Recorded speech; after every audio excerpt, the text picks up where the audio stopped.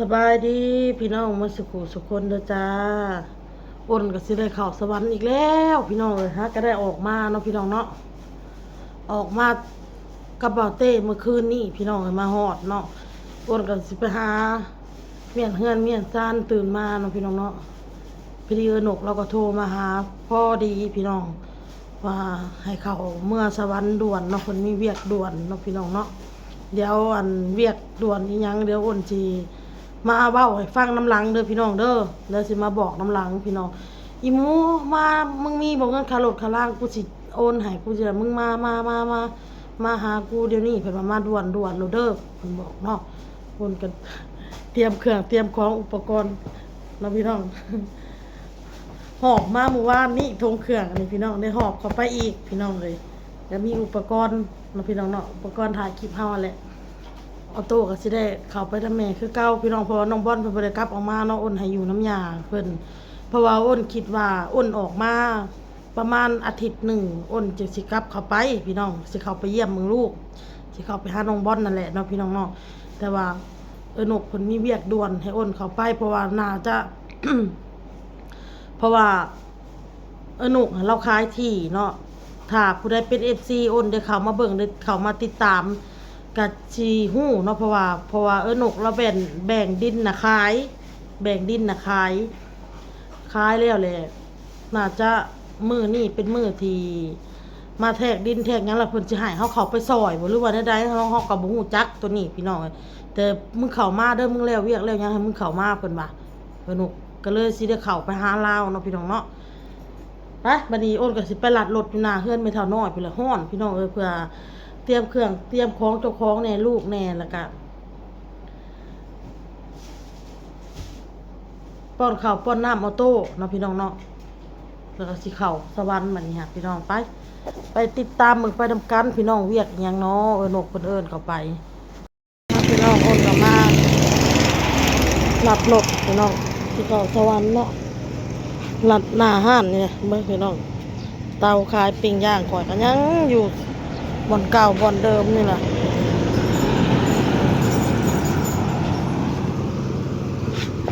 ถ้าลัดรถพี่น้องนี่ออโต้น้องทองสาวน้อยป้อสมห่อนมาเอาเถอะมันนี่กาห่มนะเด้พี่น้องอันนี้ตอนทำมาขายเครื่องคือว่ายังอยู่ในนี่แหละวันนี้ว่าคือว่ามาอยู่พี่แหละยืดขึ้นแล้วเด้สูงล่ะ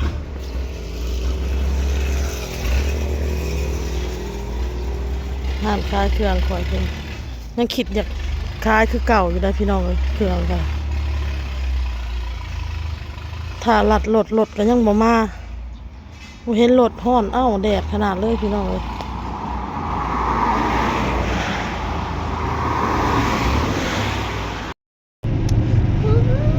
เดินทางเข้าสวรรค์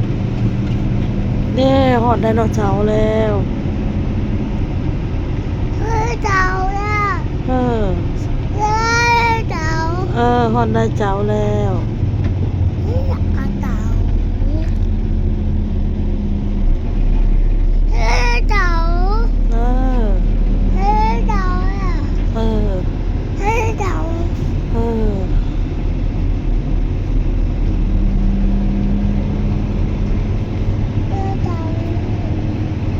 ไดเสาร์ยังบ่ฮอดลูกพูดไดเสาร์จอดได้ขนาดก่อนเราไปลบที่ไปก่อนพอไปพ้นไปพ้นติดก่อนก่อนลงใหม่ทั้งหมดก่อนมีรถไฟมินิมาร์ทเด้นั่งมีโต๊ะไปอีกก่อนนั่งนี่ลูกคนรับกิโลนั่งนี่เด้อนั่งนี่มานั่งได้คนรับกิโลเจ้าเออไดโนเสาร์จะทำอะไรไม่เป็นเขาจะมีแบบนี่ป่ะต้องไหว้กับตัวเองตัวสีเทาเลยใช่ไดเสาร์มีคนลงด่ามาฮ อดเธออนกเรียบร้อยพี่น้องอนกกระจัดตำมะหุ่งปิ้งจางมาทุกมา เห็นจะมือเขาขยะขนม อาจจะฟังก็ได้สำคัญบ่ได้เงินนะ เขาจะเว้าก็ได้ยินแล้วสิ ก็ได้เงินไม่ได้เนาะ ยินก็จะเป็นอย่างเนาะพี่น้องสบายดีมาทุกผู้ทุกคน สบายดีพี่น้อง เอาโต้ไปกันเลย ไปหนาบ้าน เอาโต้อยู่ค่ะ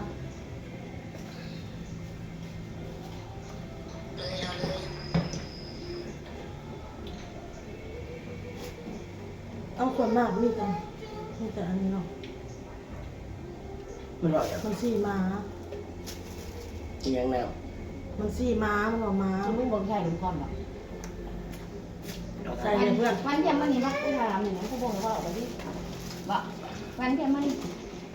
ก็ยืนวันเพิ่นเพิ่น มื้อนี้วันพุธจ้า ที่ออก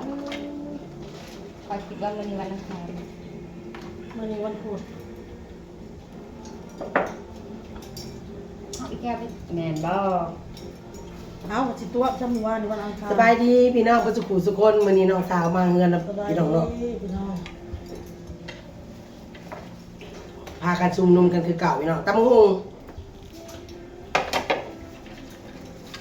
โอ้ตาย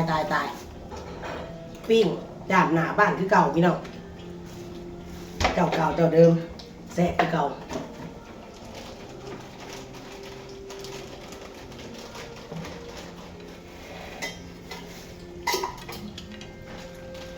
ซองกล้องประกบกันเลยซองคนน้อยกับซองหนุกพาแซ่บ เรื่องหนึ่งน้อย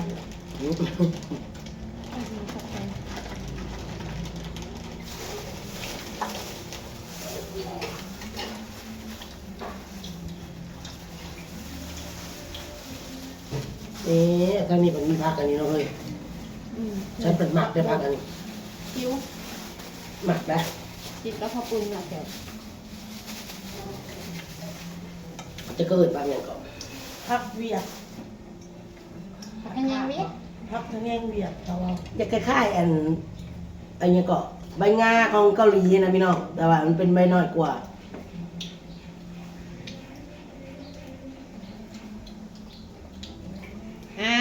แล้วกันนี่ ไปลงไปลูกลงไปบีไปไหม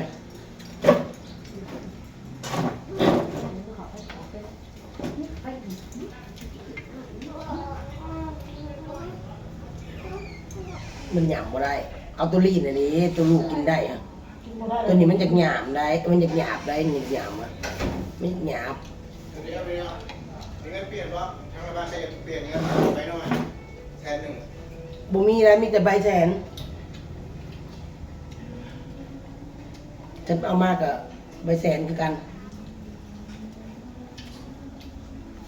นี่70,000เอา โอ้โห กินอยู่ดิตากินข้าวอีกหักมุงกินแซ่บ ช่วงหนึ่งหนาเจ้าขาวๆเนาะคือหนา ไฟ ขาว โซ่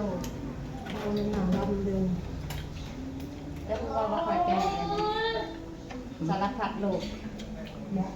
อาทิตย์หนึงไปหาหมออาทิตย์หนึงไปหาหมอกินน้ำก็กินน้ำอันนั้นดึงน้ำสะอาดตามมากินอะไรอีกกินอะไรน้ำแซ่บกินอะไรมันเจ็บ ตามน้ำน้องนี่ มันตีนอกมาเลยนอกมาเลยนะ เจ้าตื้อนี่ฮะ มันตีเล ผั ย ก ได้ เดียวกินไปไหนในผักเดียวนี่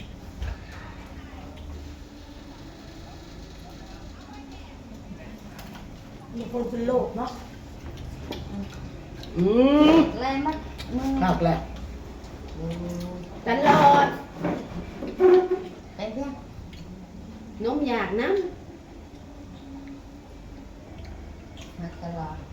และจากเราเห็นอาจารย์พยายามประทันหมูบอก อย่ามันแทงเด็กปลายมันอ่ะ โอ้ยกินคักๆอะไร ก็ก้อยกินอยู่แล้วนั่นก็เหี้ยซุ่มซ่ามนี่เนาะ ก็ปุบปับเสร็จพยายามประทันนมก็เฮียแหละนี่มันยิ้มจะคอยอีก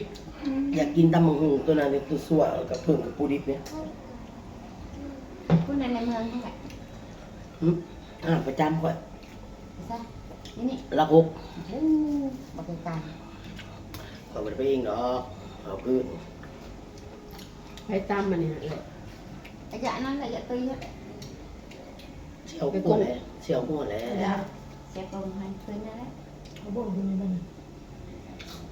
ก็สิปนกับตัวนี้แน่แล้วตลาดแน่แล้ว เขาให้เราเก็บอยู่ตะแลง มันแซ่บเขาบอกมา ไฟยังเก็บมาลวกเลย มันเป็นยาเขาบอก เขาว่าให้กินแล้วก็เช้าเขียวแน่นี่ก็บ่เหมือนอีก ตัวนี้มันหยาบ มันก็ได้หยาบมันหยาบแล้วมันเอ็นเหลืองบ่แม่นให้มันกระดูกอันนั้นมัน หลอดลม เราลมมันเฮายำตุ้ยเขาก็คอยยำไปเรื่อย ๆความเป็นมักนี่ นี่รีดมันอยู่ที่ มันเองแล้วบอกออกมาเองมัน ๆน้องกินนี่แขกว่าแขวกระเถิดไปทำตาเจ็บ แขวมันแตก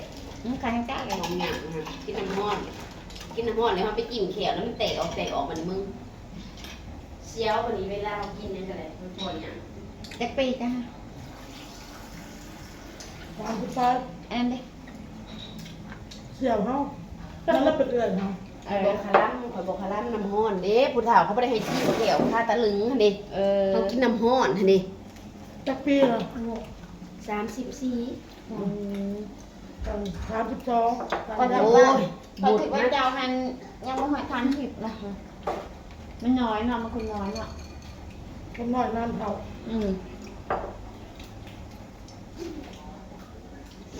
อันเจ้าเห็นว่าลูกเอ้ยรู้ขายข้าวปุ้นนะบักอันนะฮะเอ้ยหมู่เฮามาขอเฟซเจ้าแม่ มันยังบักลาคาดบ่ว่าโอ้ย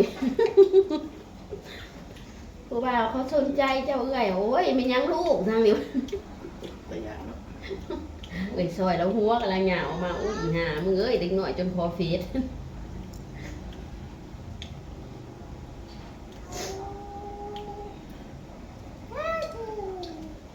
ที่บ่มีปลาข้าวทอง ไปเด็ดเอาเลย มันจะได้มาทางไกลแล้วค่ะทางนี้บ่ได้เกี่ยวมาทางนกจังจะบ่ได้มานะ โดดข้ามผ้า ว่าไปให้ดูคำ มันบอกเอาออกว่าออก ไปโดดทาง แม่นบอก ผี แม่นบอกสนุกไปแต่คันนี้บ่คือเก้าเนาะคำบ่ได้มา ต้องบ่ได้ต้องของลูกอ่ะ บ่ให้เลยทางนั้นเนาะ มันเป็นคนละตอน แล้วพวกนี้มันเขาเห็ดอันนี้แหละง่ายบ่อย่าไปอยู่ซะ คอยยังสิปลูกหน้าบ้าน ปลูกไม่ได้ ที่มันเป็นใจอยากนอนหรือบ่มีบ่มือหูมือตาเบื่อเกิน จะกินยาบ่ แล้วก็เห็ดอันนี้เลย แบ แบบ บ ได้เท่ากันได้หางนอนแต่รุ่นละ เห็ดน้อยแบบนี้กันนะ เขา ตัดทิ้งดอกไม้ค่ะตัดทิ้ง บ่รักมันบ่เป็นหน้าบ้านเนาะ บอกตัดก็ได้ โอ้ เป็นอะไร ย ประกันแล้วเขาจะไปขายให้สัก เหมือนนกหูนะครับ ใครไม่อยู่ทางหลังร้าน ฮะเขาบอกปี ฮะถ้าอยู่ลำบาก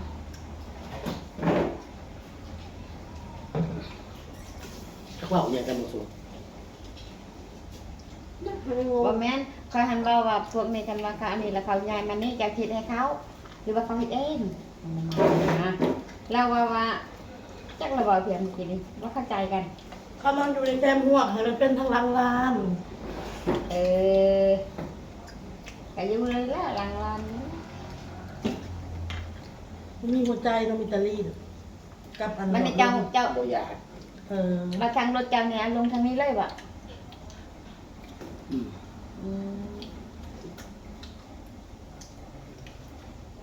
นี่เลยปิ้งหมูก็มีหัวใจก็มี บ่อยาก หมูยังบ่ชุกนี่เด่นนี่มีแต่ อันนี้ไม่5,000คนอันนั้นติดไม่ซาวสิกินเท่าไหร่ มีแต่น้ำมัน ที่ร้านก็ไล่ห้องไปหน้า กูจะไปสั่งตัวถือมาเช้ากินแม่จ้ะ อ๋อสั่งมากินในนอกเรา อันนี้ก็3,000คือกันบ่เห็นดิ กูเอาไม่5,000 านแกว่า อ๋อไว้ไหนจ้ะ เดี๋ยวเต้นกิน บ่อันเสียบอยู่กินแล้ว ล่างบ่เอาทั้งนี้ก็สิล่างพี่น้องพอกินหนา กินหนาพอกันใหม่พี่น้องสบายดีบ๊ายบาย เจอกินน้ำทรายเย็นๆ